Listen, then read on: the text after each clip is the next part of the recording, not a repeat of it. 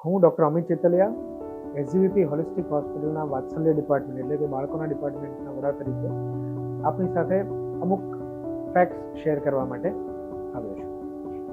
મિત્રો, આ મુદ્દો જે આજે આપણે ચર્ચી રહ્યા છીએ એ એટલો ફ્રિકવન્ટ અમારી સાથે પૂછાતો પ્રશ્ન છે કે જ્યારે પણ મા બાપ પોતાના બાળકને લઈને અમારી પાસે એક બાળકોના ડૉક્ટર પાસે આવતા હોય ત્યારે ફર્સ્ટ 1 મંથની એજમાં બાળક જ્યારે જન્મ પછી તાજું કુમળું બાળક છે એ સમય દરમિયાન જ્યારે લોકો અમારી પાસે ત્યારે એમને માલિશ રિલેટેડ પ્રશ્નો ખૂબ હોતા હોય છે કે સાહેબ કયા તેલથી માલિશ કરવું જોઈએ, શું માલિશ માટે કોઈ સ્પેસિફિક બહેનને રાખીએ જે એક્સપિરિયન્સ હોય માલિશ કરવા માટે કે કેમ. અમે ખુદ તો નથી કરતા, અમે તેના માટે સ્પેશિયલી બહારથી બહેનને બોલાવીએ છીએ. શું આ બધી વસ્તુઓ જરૂરી છે? શું કોઈ ફેન્સી કે બહારની કે વિદેશથી આવતી સ્પેસિફિકલી મોઇશ્ચરાઇઝર કે ઓઇલી વસ્તુથી જ માલિશ કરવાથી બાળકને સારું થતું હોય છે, જે આજકાલનો બહુ જ વધતો જતો ટ્રેન્ડ છે? તો હું એવું કહીશ કે મિત્રો, જ્યાં સુધી તાજા જન્મેલા બાળકને માલિશ કરવાનો સવાલ છે ત્યાં સુધી અમુક વસ્તુઓ, અમુક મુદ્દાઓ આપણે જાણવા જોઈએ. એક પહેલા 5 દિવસની અંદર જ્યારે પણ તમે માલિશ કરો, માલિશ કરી શકાય, ચોક્કસ કરી શકાય ફર્સ્ટ 5 ડેઝ ઓફ લાઈફ, પરંતુ ત્યારે નાભીવાળા પાર્ટથી ઓઇલ દૂર રહે એવો પ્રયત્ન કરવો જોઈએ. તો પછી પ્રશ્ન આવે કે માલિશ પહેલા નવડાવવું જોઈએ કે માલિશ કર્યા પછી નવડાવવું જોઈએ?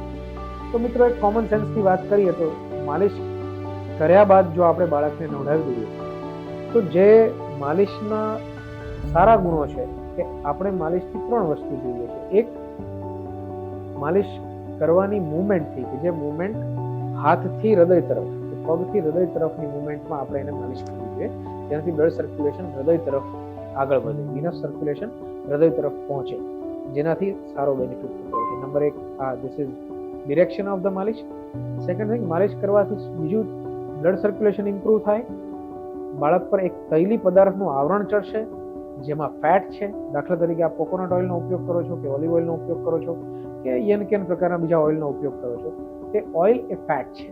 એ ફેટ જેટલું હળવું અને ઇઝીલી એબ્સોર્બેબલ એટલું બાળકની ચામડીમાંથી બાળકના અંદર પોષણમાં મદદ કરશે અને ચરબી વધવાનું કામ, એટલે વધારો કરવાનું કામ કરશે. Plus it creates one insulation layer, એટલે કે બાળકની ચામડીમાંથી હીટની આપલે વાતાવરણમાં થવા દેતું નથી, જેનાથી બાળકનું ટેમ્પરેચર વોર્મ રહે છે. અને તમે જાણો છો કે જેટલું બાળકનું ટેમ્પરેચર વોર્મ રહે એટલું વધારે બાળક લે, વધારે એનું સરસ વજન વધે, સારી ઊંઘ લઈ શકે અને ભૂખ પણ સારી લાગે. તો આ થઈ બેઝિક સાયન્સની વાતો માલિશ related.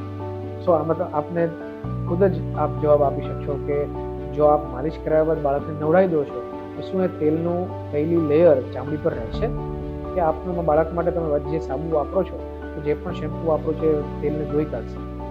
Yes, it is going to be washed away. So નહાયા પછી એને મોઇશ્ચરાઇઝર અથવા ઓઇલનું માલિશ કરવી જોઈએ. પહેલાં કરાવતા હો, તમારા ઘરમાં મેથડ હોય, fine, agree, not be a problem. પણ નહાયા બાદ થોડા સમય બાદ એને મોઇશ્ચરાઇઝર અને થોડા સમય પછી જરૂરથી ફરી ઓઇલની માલિશ કરવી જોઈએ. હવે આના માટે કોઈ સ્પેસિફિક ટેકનિક કે કોઈ બહુ જ ટ્રેન્ડ લોકોની જરૂર હોતી નથી. અમે હંમેશા એવું કહેતા હોઈએ છીએ કે પોતાના બાળક માટે બાળકની માનો હાથ એનાથી વિશેષ કશું જ કે બીજો કોઈ હાથ નથી. તો માં ખુદ માલિશ કરી શકે તેનાથી બીજું કશું જ નહીં, કારણ કે એ પ્રેમ ભાવ અને એ લાગણીને, જે બોન્ડિંગ બાળક અને મા પ્રત્યે જેટલું વધારે વધારે બંધાશે એટલું બંનેને વધારે વધારે ફાયદો થશે. So there are no science related to one particular method કે જો બહારના વ્યક્તિ જે ટ્રેન્ડ છે એ લોકો કરે તો જ બાળકની માલિશ સુધારે. કારણ કે આપણને જે જોઈએ છે શું, એક સરસ મજાનું ઓઇલથી બનેલું લેયર અને એની ટેકનિક કે જેનાથી એનું બ્લડ સર્ક્યુલેશન ઇમ્પ્રૂવ થાય. કોઈ એક્સ્ટ્રા પ્રેશર આપવાની જરૂર નથી હોતી, હળવા હાથે બસ જસ્ટ માલિશ કરો, that is more than. Hope this has served lot of answers to your questions. આપના ઘણા બધા ક્વેશ્ચન્સમાં તમને આન્સર મળી ચૂક્યો હશે. હવે વાત આવે કે કયું તેલ. તો સૌથી વધારે સાયન્ટિફિક સ્ટડીઝ જેમાં થયા હોય એવું ડૉક્ટરને જાણમાં હોય એવા તો 2 ઓઇલ જગ પ્રસિદ્ધ છે. સૌથી સારું કોલ્ડ પ્રેસ્ડ ઓર વર્જિન કોકોનટ ઓઇલ, કે જેમાં ઇન્ડિયા, આપ તો જાણો જ છો કે આપણા હરેક સી શોરની આજુબાજુ કોકોનટની ઇનફ ખેતી થાય છે અને આપણો દેશ જ એને પૂરતો સપ્લાય કરી શકે છે. વાય એને પ્રાધાન્ય શું કામ આપવું જોઈએ? જ્યારે પણ આપ જે એરિયામાં રહો છો ત્યાં એરિયામાં પ્રવર્તમાન વસ્તુનો ઉપયોગ જો આપ ખુદ કે આપના બાળક માટે પણ પોષણ માટે કે માલિશ માટે કરો છો તો એની હંમેશા સારામાં સારી છે. We are not staying in cold countries where આપણે કોઈ એવા વિશેષ ઓલિવ કે એવી ઓલિવની પ્રજાતિઓનું ખેતી કરતા હોય એવા પ્રદેશમાંથી આવતા નથી. એટલે જરૂરી નથી કે આપ કોઈ પર્ટિક્યુલર પ્રકારના તેલથી માલિશ કરો.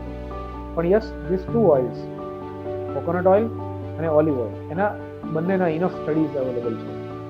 જેમાં કોકોનટ ઓઇલનું વધારે પડતું એશિયન કન્ટ્રીઝમાં સ્ટડીઝ અને એમનું પ્રચલિતતા પણ છે. તો એક ડૉક્ટર તરીકે હું તમને કહું તો યસ, આપણું પોતાનું જ કોકોનટ ઓઇલ સૌથી સારું કેમ, બટ યુઝ કરો તો કોલ્ડ પ્રેસ્ડ કોકોનટ ઓઇલ અથવા વર્જિન કોકોનટ ઓઇલનો ઉપયોગ કરો, કારણ કે પ્રોસેસ્ડ કોકોનટ ઓઇલને હીટથી ગરમ કરીને એ ઓઇલની વધારે માત્રા બનાવી શકાતી હોય છે, જ્યારે કોલ્ડ પ્રેસ્ડ નેચરલ, તો તમે ફળને, નાળિયેરને પ્રેસ કરીને એમાંથી જે રિયલ તેલ નીકળે છે એને કોઈ પ્રોસેસિંગ પ્લાન્ટમાં કે એમાં જે મોકલીને કે એને કોઈ કેમિકલ એડ કરીને ઓઇલ બનાવવાનું, સો એ તમારા બાળકને કોઈ હાનિ નહીં થાય. રાઈટ? બહુ simple discussion, but it would be very, very beneficial to all of you. I hope it changes your lives. Thank you. SGVP Holistic Hospital.